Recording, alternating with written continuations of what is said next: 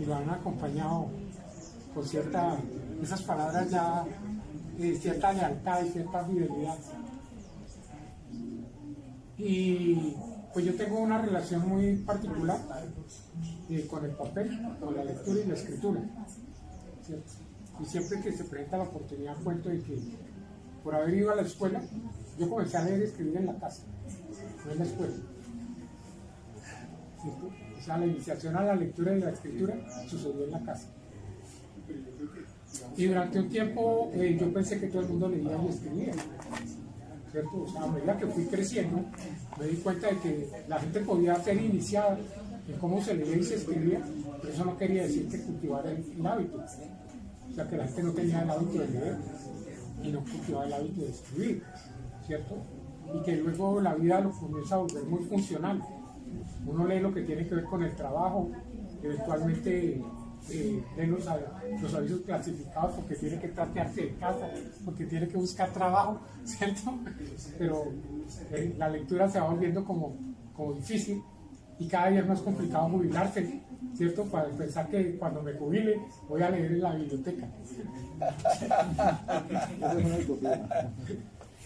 Y ninguno de nosotros es diplomático para decir que cuando sea embajador comienza a escribir, ¿cierto? Era lo que sucedía por lo general. Los diplomáticos eran los que escribían porque leían y hablaban en muchas lenguas, ¿cierto? Entonces eso les ahorraba cuando los textos todavía no se habían traducido, cuando todavía no se habían editado en castellano, eso les ahorraba mucho espacio. Y ahorita, por esa relación con el papel, pues yo estuve acompañando a los jóvenes que estuvieron aquí en la Loma de la Dignidad, ¿cierto? O sea, durante 100 años, durante 100 días, ¿cierto? Hubo ahí como 16 jóvenes voluntarios que recogieron libros a través de donaciones, a través de la red. Y en ese espacio, por las tardes, digamos entre 2 y 9 de la noche, se abría el espacio, ¿cierto? Entonces los libros fueron donados, después comenzó un ejercicio de canje, o sea, este libro yo ya lo leí, entonces voy, miro qué hay y cambio este por el otro. Esto es que entraba a la Nacional, veo que hay un mueblecito ahí, ¿cierto? Y que están haciendo una recolecta de libros leídos y que uno se quiere desprender de ellos. No sé para qué lo voy a hacer. Entonces comenzó la operación de canje. Después, en la medida en que pues, el paro comenzó a tener como una vida tormentosa, ¿cierto? Después de los hechos del 3 de mayo, después de los hechos del 28 de mayo, entonces ya se suspendió como la actividad de trueque y simplemente las personas que querían ir a leer, ¿cierto? O sea, podía leer, llevar el libro y leer en la rotonda, podía leer por ahí en una esquinita y tal. Comenzó a haber un malestar entre los vecinos, ¿cierto? Los vecinos que argumentaban que había problemas de inseguridad en el sector, que querían que otra vez, a pesar de que la policía que estaba allí era de turismo, no era policía de seguridad ciudadana, ¿cierto? Y no eran políglotas, porque yo digo, si llega un turista, es coreano, es japonés, es chino, hay que atenderlo en su lengua. Esos jóvenes no se mueven en coreano, no se mueven en japonés, no se mueven en mandarín. No hay policías de San Andrés que lo hablan en inglés, y el inglés de San Andrés es distinto. Entonces comenzó a haber un malestar entre los vecinos para recuperar otra vez la presencia de la policía. Y la policía llegó una madrugada a las 4 de la mañana y recuperó el espacio. La reconquista. La reconquista del espacio. Bueno, una pregunta, Dionisio. Esa biblioteca que quedaba donde ahora recuperó el CAI, ¿qué fue de esa biblioteca? ¿La trasladaron? No, los libros están guardados en unas cajas, ¿cierto? ¿No tienen sede? No hay sede. No hay sede. Y hay todo el tormentoso trámite administrativo, absolutamente kafkiano, ¿cierto? Porque este parque, esto es algo que estoy repitiendo cada que me dan la oportunidad, ¿cierto? Lo construyó la República de Colombia, el Ministerio de Desarrollo Económico y la Corporación Artesanía de Colombia.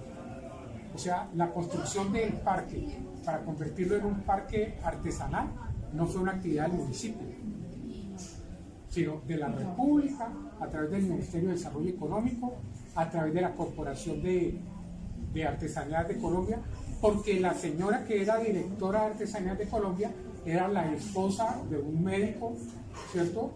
Especializado en la circulación, ¿cierto? Don Abraham Netter, aquí en Cali. Entonces ella le hizo una gracia a la ciudad que los había acogido, ¿cierto? Ellos pertenecen a la comunidad judía. Y luego la República le endosa el parque al municipio de Cali, ¿cierto? El municipio de Cali se lo endosa a la Secretaría de Cultura y Turismo, ¿cierto? Y por este motivo era que la policía que estaba adjudicada al espacio era policía de turismo, y eso no era entonces, no era un centro de asistencia inmediata, ¿cierto? Entonces, los libros que se consiguieron a través de donaciones, pues como el sitio estaba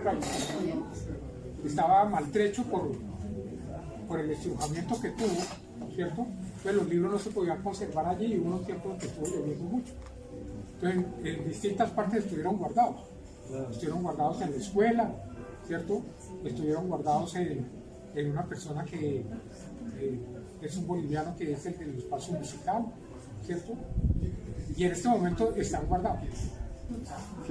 No está cumpliendo la función social de la lectura. Pero yo te pregunto, con el respeto también tuyo, buenas tardes, no te conozco. Pues mi la Loma de la Cruz, y yo observé directamente la problemática que está y la viví en carne propia, porque vivo en este barrio, digamos muy contigo, aquí muy cerca de acá. O sea, me pareció fabuloso la idea de la biblioteca, me pareció fabuloso. Me parecía que podría generar como un impacto.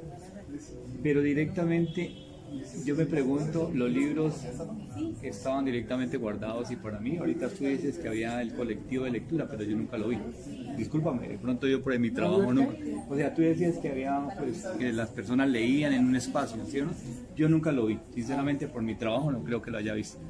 Pero yo me pregunto una cosa, amigo, con el respeto. Tú mismo a la introducción lo dijiste, y dijiste directamente que la comunicación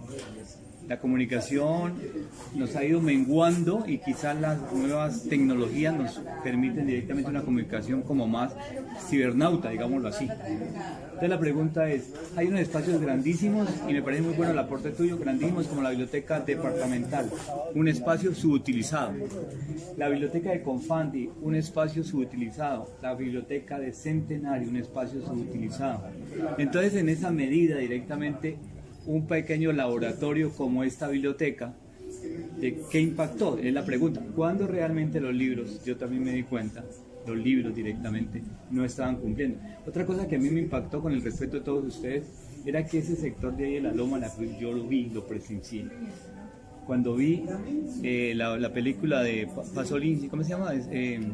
La película colombiana, pues, El olvido que seremos. Era impactante, amigo, era impactante ver jóvenes fumando vicio en plena película, tomando cerveza, tomando vino.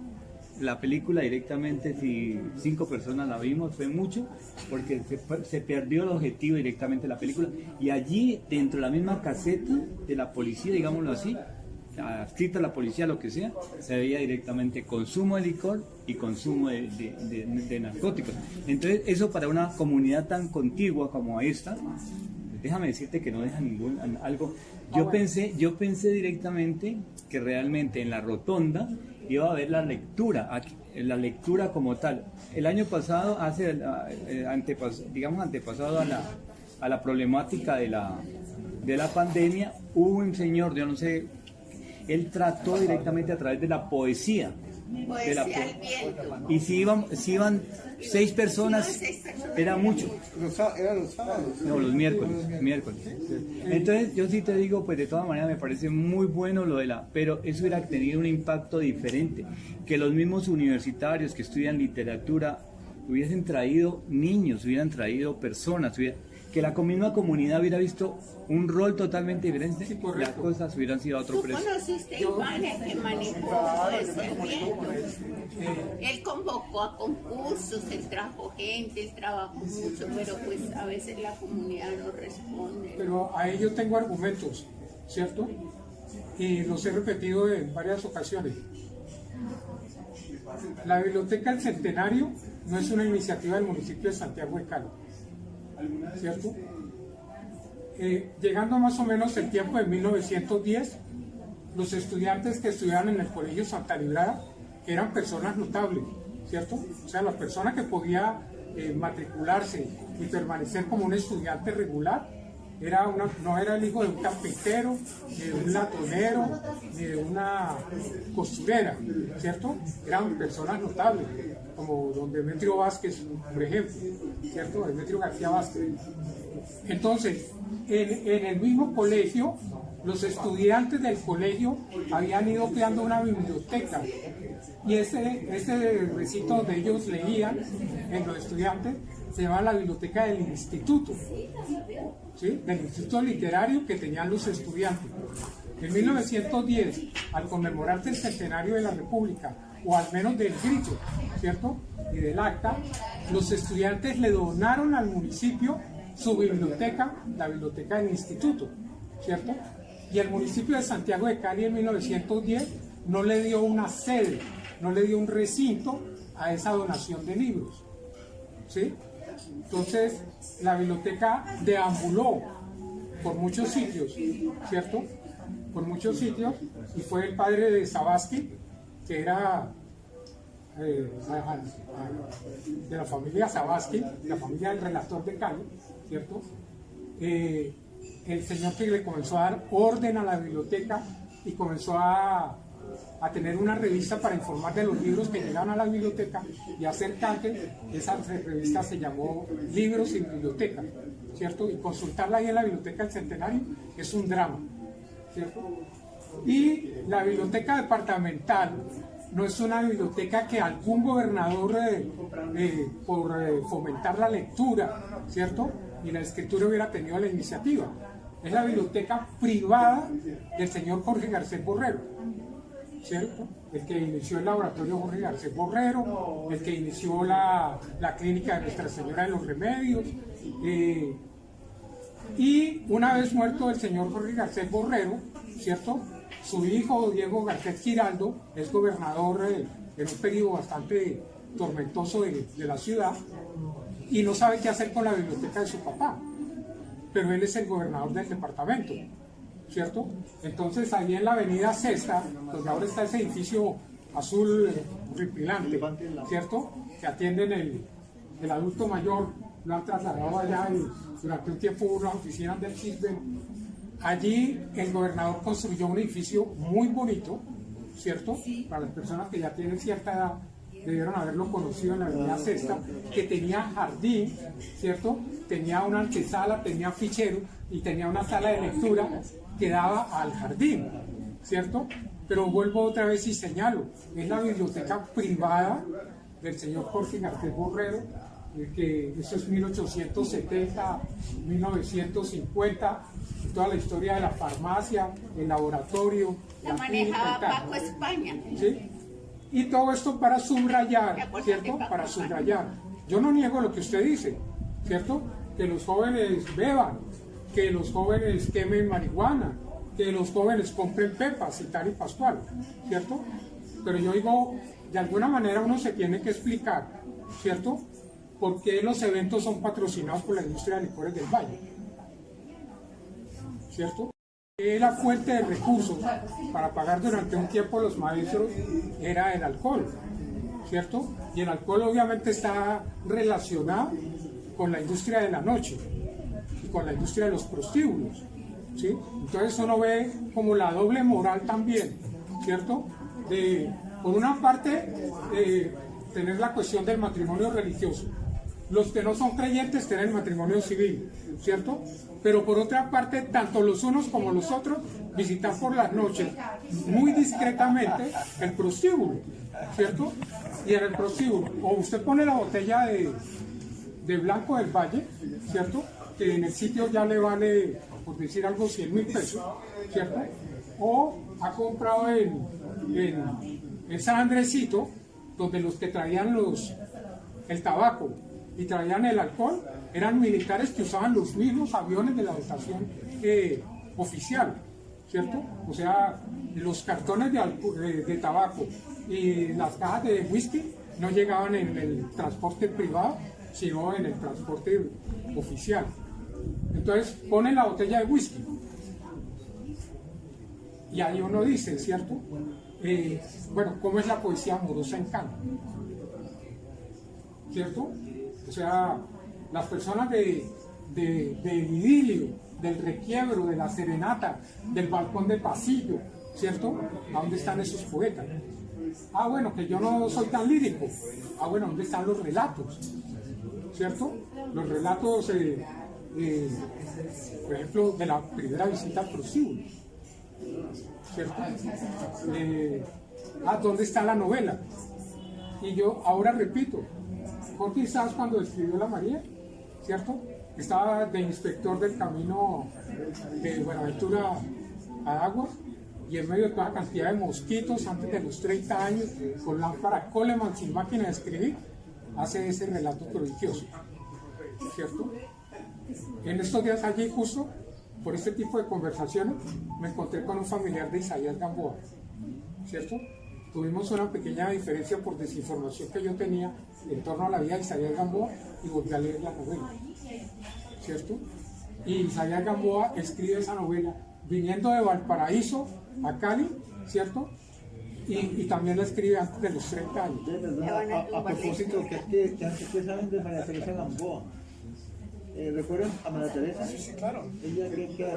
María Teresa ella es del grupo nuestro del Palabreo, pero hace más de 2 años está perdida. Ah, caramba. Entonces las hijas la tienen por allá, ya ni pasa el teléfono ni nada. Ella era muy querida. Sí, muy querida. Me encantaba escucharla, hablar con ella.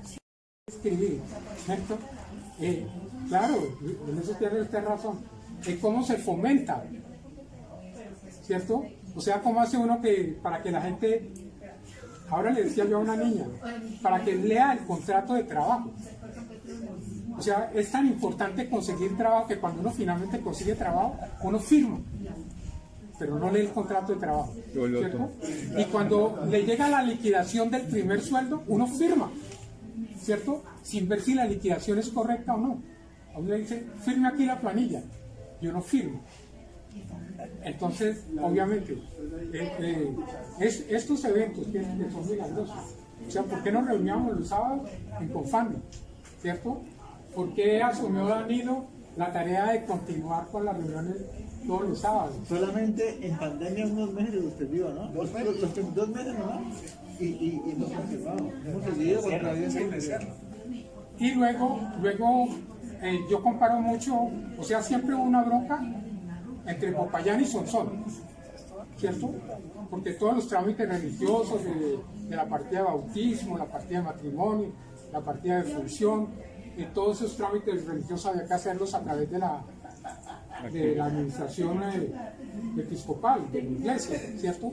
Y el obispado de Sonsón dependía del obispado de Popayán.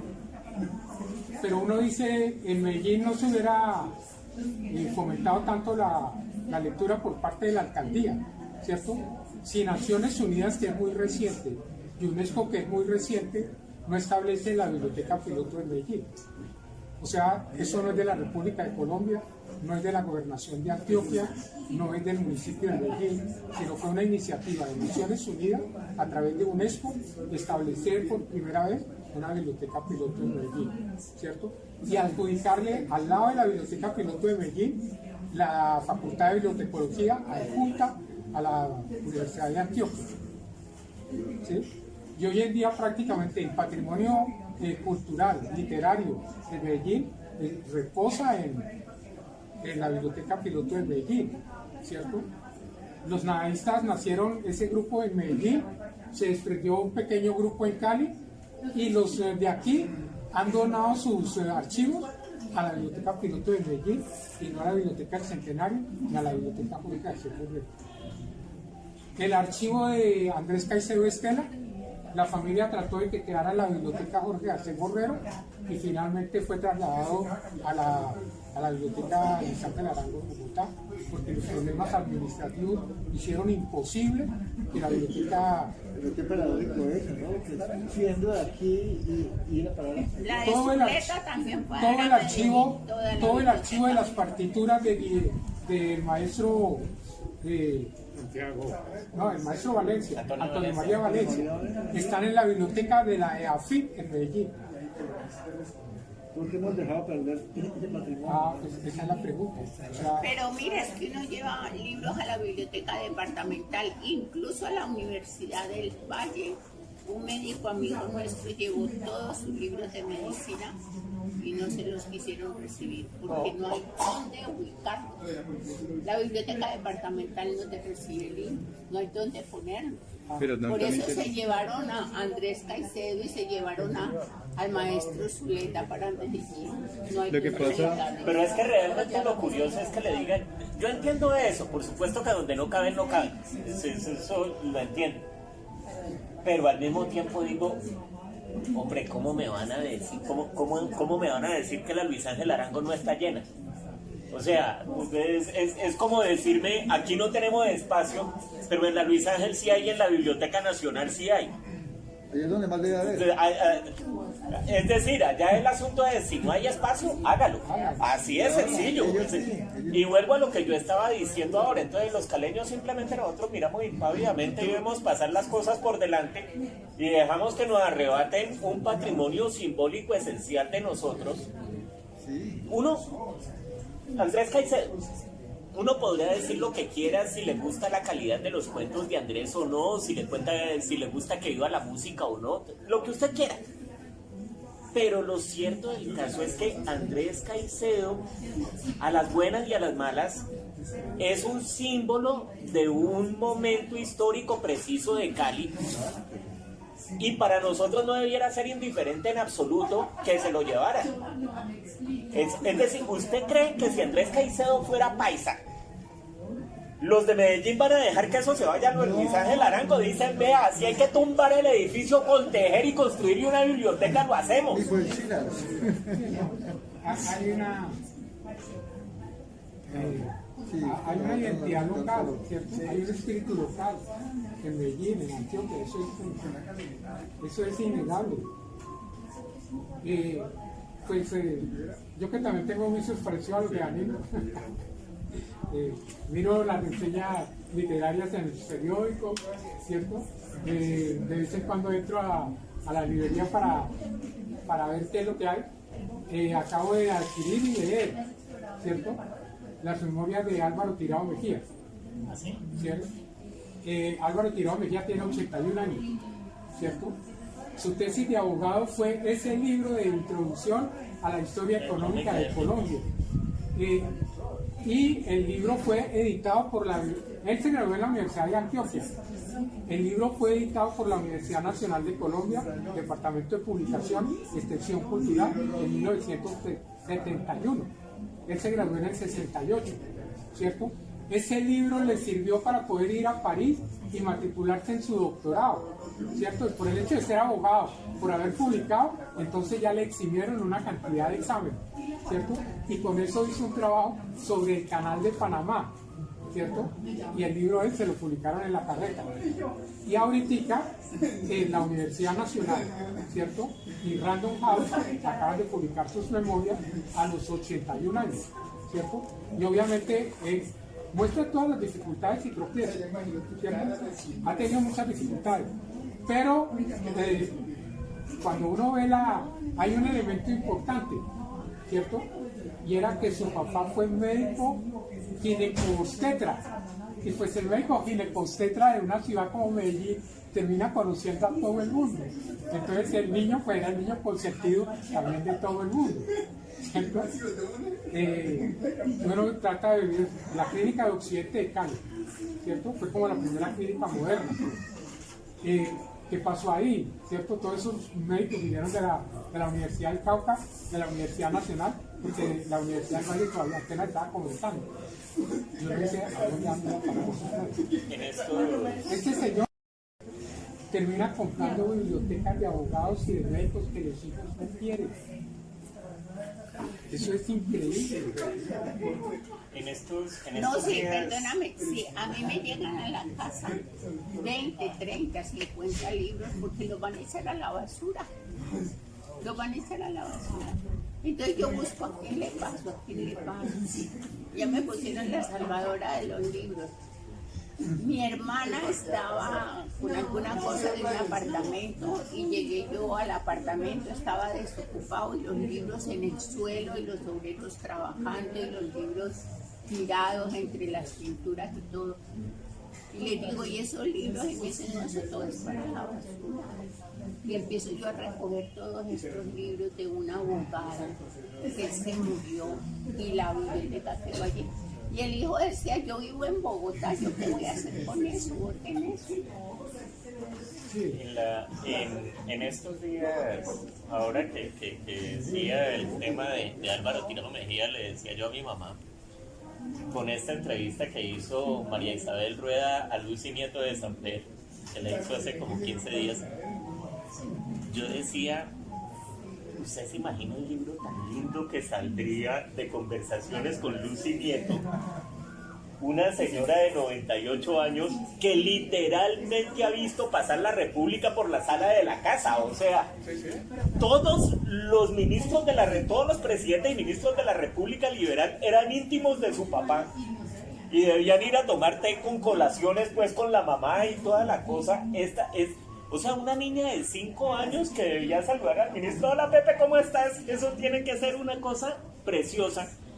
Y le decía yo a mi papá, ayer nomás, le estaba diciendo, y por eso volvemos al punto de por qué el ejercicio del canal de YouTube. Porque le decía yo, es curioso la cantidad de personajes que nosotros tenemos en Colombia y que darían para unas biografías absolutamente espectaculares, insisto, no académicas, ser rigurosas, pero ser más crónica que el ejercicio riguroso historial, sino narrarlo.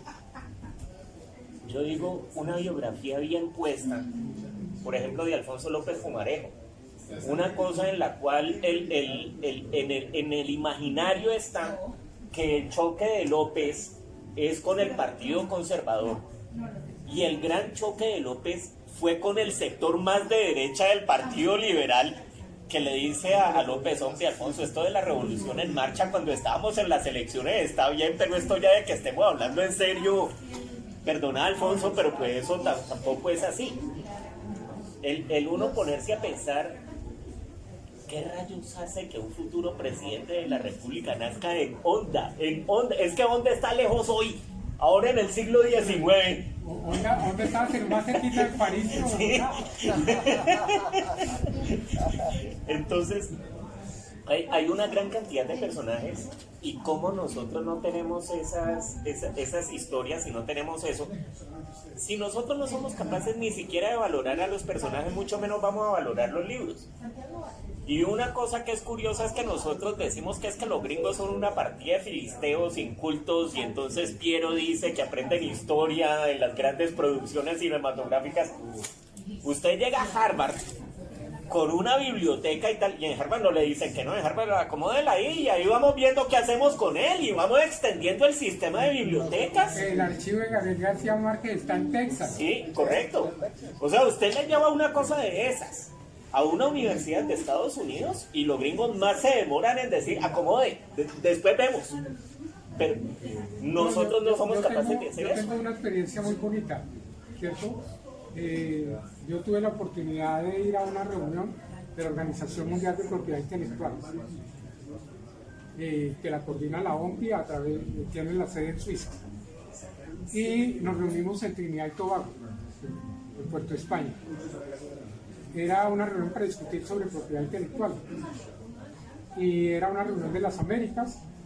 Y pues todos los que éramos hispanoamericanos y mesoamericanos, o sea, los que venían del Brasil, nos unimos mucho, ¿cierto?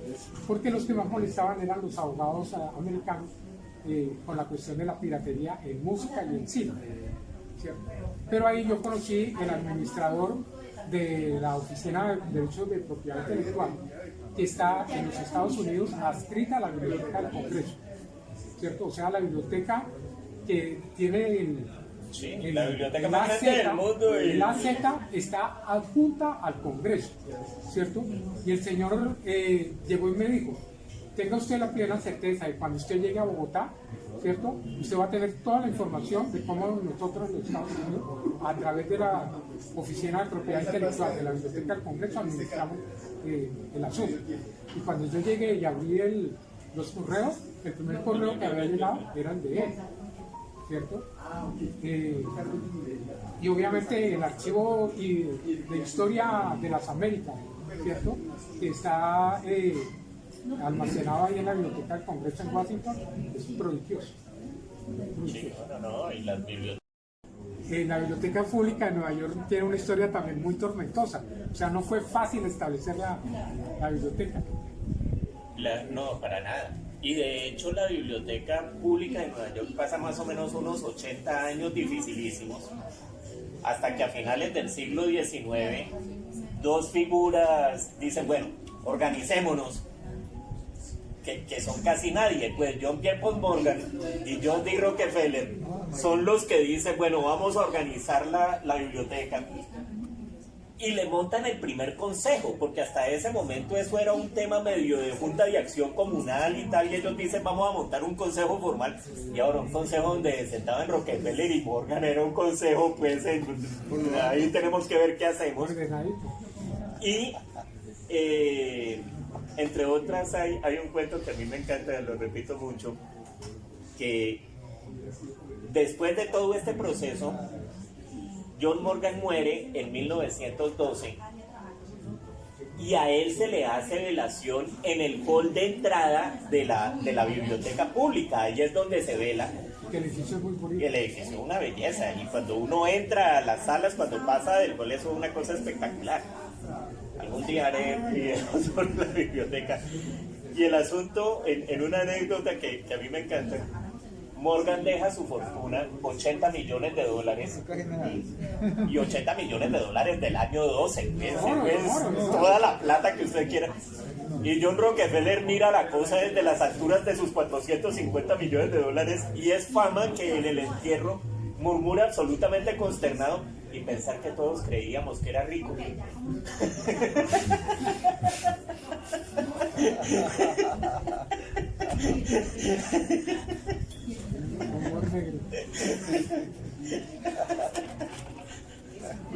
A Morgan se le atribuye una frase que también me encanta. Él tenía una serie de yates que él los iba cambiando y todos se llamaban, y eso en sí mismo era humor negro, el corsario. Cada uno de los yates era el Corsair 1, el Corsair 2, y cuando llegó al 4 era un yate que era más grande que los transatlánticos de línea de la White Star y de la Cunard. Y algún reportero le preguntó cuánto costó ese yate. Y que Morgan, impávido, se volvió a mirarlo y le dijo, si usted tiene que preguntar es que no puede comprar uno.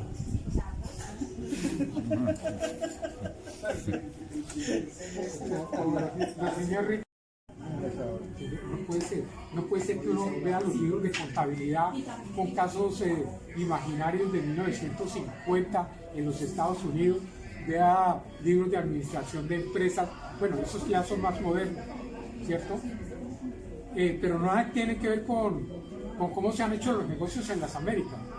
Carvajal tuvo una revista que llamó Suma. Sí, claro, ¿cierto? por Que hacía las supuesto. traducciones. Y Oficina Eficientes era una cosa absolutamente fantástica dentro de la línea de administración. Pero eso, De eso no queda absolutamente nada. Dentro de la línea de lo que hablábamos antes de que llegara Dionisio, uno de los temas que nosotros tenemos dentro de ese archivo del que está hablando,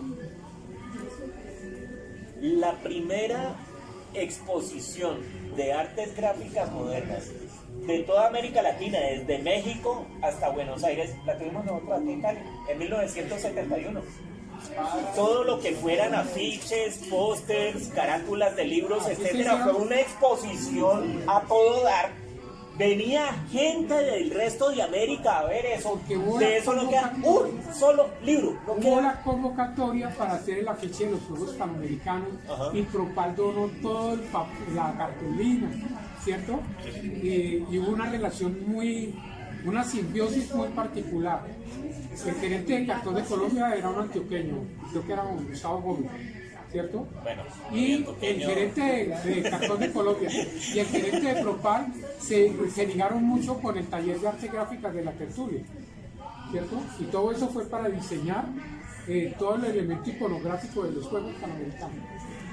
Pero hicieron una exposición que rescató cosas de publicidad, de etiquetas de cigarrillos, de etiquetas de cerveza, una memorabilia de todo lo que iba del siglo XX. Eso estuvo colgado aquí en la tertulia. Eso lo hubieran hecho en Nueva York, le garantizo que hubiera salido un libro de gran formato, un Teschen, una cosa pues así, no queda nada. Cuando se hicieron los Juegos Panamericanos, ahorita que Dionisio los mencionaba, el que se fue como el judío errante a convencer al Comité Olímpico Internacional y a las distintas federaciones y demás fue Alberto Galindo, que por él se llaman así las piscinas olímpicas, y usted le pregunta a 9 de 10 caleños por qué se llaman así y no sabe. Y el tipo se fue en peregrinación a hacer eso.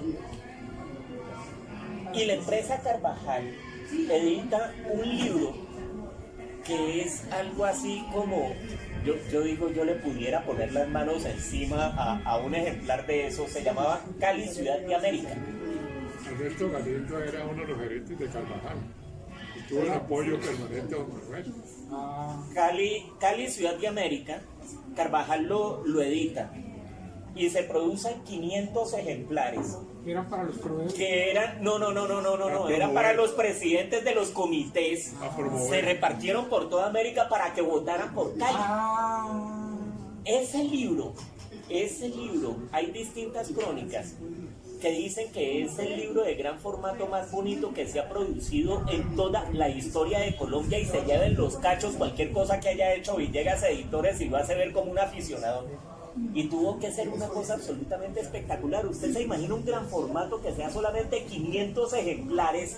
Eso fue hecho de forma artesanal, eso fue hecho a mano. Pues esa es una cosa. No queda uno. No queda uno en el planeta. En Carvajal no hay uno. Sí, es una maravilla. Es una maravilla. Puede que alguno de los presidentes tenga el modo cuarto de la casa. Es que nos estamos planteando en medio de la conversación también, era que era 2050. Dígale a un muchacho nacido en el 2030, es decir, que tenga 20 años en ese momento.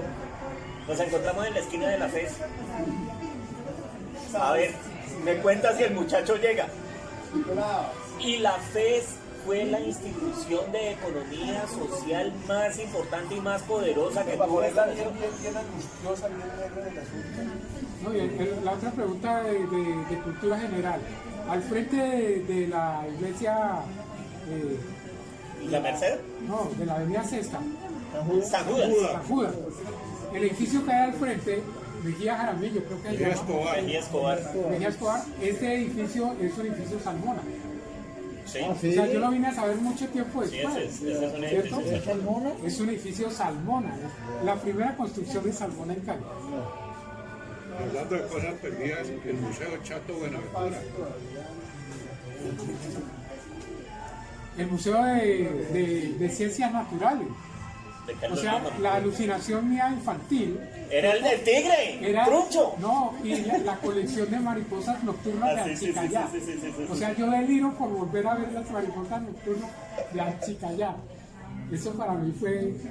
no. Yo siempre recuerdo es el tigre que además tuvo la historia, ¿no? Que el tigre se voló del zoológico y alcanzó a comerse a un cuidador y lo bajaron de un tiro y después lo disecaron y le hicieron un diorama, y para mí es de los recuerdos más antiguos que tengo. Y el tigre se llamaba así, se llamaba Trucho. Lo le faltaba la ventana. Sí, yo lo he visto. Que toda la persecución del tigre fue una acontecimiento. La persecución del tigre por el museo fue una cosa pues así, Jumanji. Que le cuente